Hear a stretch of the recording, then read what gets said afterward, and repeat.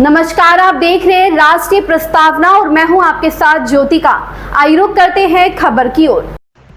यदि रत्नावली बलिदान न करती तो तुलसीदास जी शायद रामचरितमानस न लिख पाते। यह विचार आज बाराबंकी के वीणा सुधाकर ओझा महाविद्यालय में गोस्वामी तुलसीदास जी की जयंती पर आयोजित एक गोष्ठी में व्यक्त किए गए।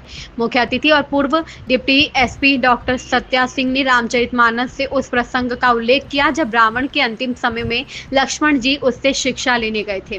विशिष्ट अतिथि मानस मर्मज्ञ ओम मिश्र ने कहा कि रामचरितमानस जीवन जीना सिखाती है। गोस्वामी तुलसीदास जी कर्म की कसौटी पर कसना सिखाते हैं।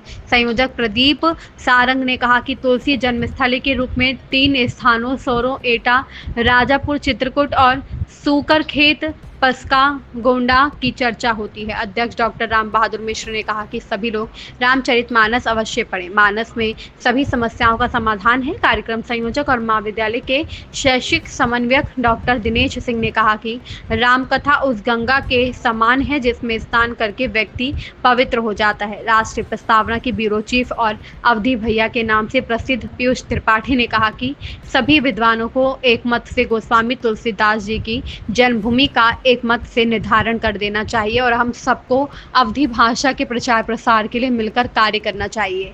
पीयूष त्रिपाठी की रिपोर्ट। जान के जाओ और कथा सुन के चले जाओ। घोस्ट राइटिंग उसे कहते हैं, घोस्ट राइटर जो छप नाम से लिखता है। मान लीजिए किसी ने कहा कि हमारी पीएचडी लिख दो, मैं 1 लाख रुपए दूंगा।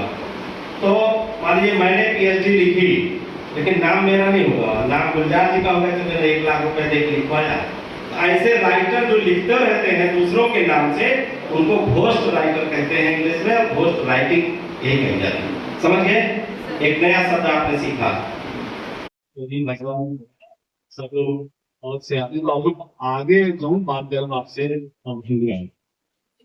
वैसे तो हम बहुत बड़े देश के बड़े चैनल में 20 साल काम किए नेटवर्क टीम, लेकिन ऐसे गांव घर की भाषा है हमने गांव की, तो हमका मन में एक मलाल हम बोल नहीं पाएंगे। वहाँ तो अंग्रेजी चल रहा है, हिंदी चल रहा है, तो ये भाषा नहीं थी। कुछ अंग्रेजी बना दे। लेकिन जब हम थोड़ा मौका रहा, सबसे बड़ी प्रेरणा डॉक्टर राम बहादुर मिश्र जी है।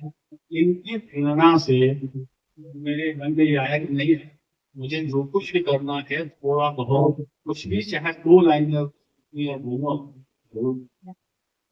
जो हम तय की और ये फॉलो शुरू किए और फिर लेखन शुरू किए। और दूसरा हम धन्यवाद देव प्रदीप सारंग भाई साहब का अवधि लिखे कर लो हमारा शुरुआत है प्रदीप सारंग भाई साहब।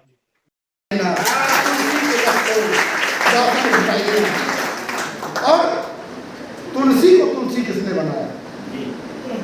कहीं चर्चा नहीं होती, कोई चर्चा नहीं करता, मैं चर्चा करता हूँ। जब गए उनसे ज्ञान लेने के लिए तो रावण ने 3 बातें लक्ष्मण जी को बताई। पहली कि कोई भी शुभ काम हो उसको तुरंत करो, कल में मत टालो।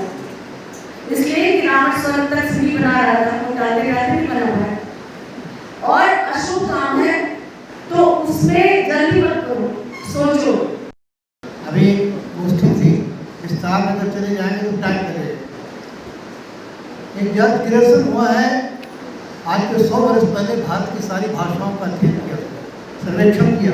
उसने एक रिपोर्ट लिखी कि अगर भारत को समझना है तो यूरोप की जितनी भाषाएं हैं उनमें रामचरितमानस का अनुवाद हो जाता है। अब दिक्कत यह है कि जवाब पत्र हजारों साल की गुलामी के दौरान आपकी सनातन संस्कृति पर बड़ा संकट आया, और इस समय तो सबके टाइम में ब्राह्मण है, सौभाग्य दुर्भाग्य में भी ब्राह्मण है, समझ नहीं पा रहे।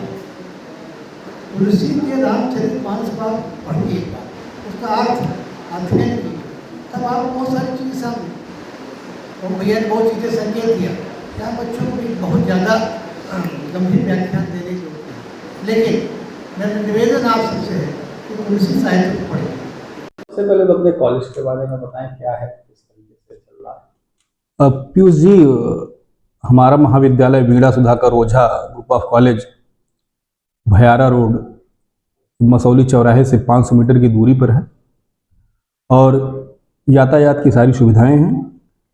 हमने महाविद्यालय 2018 में शुरू किया और अभी 2025 चल रहा है।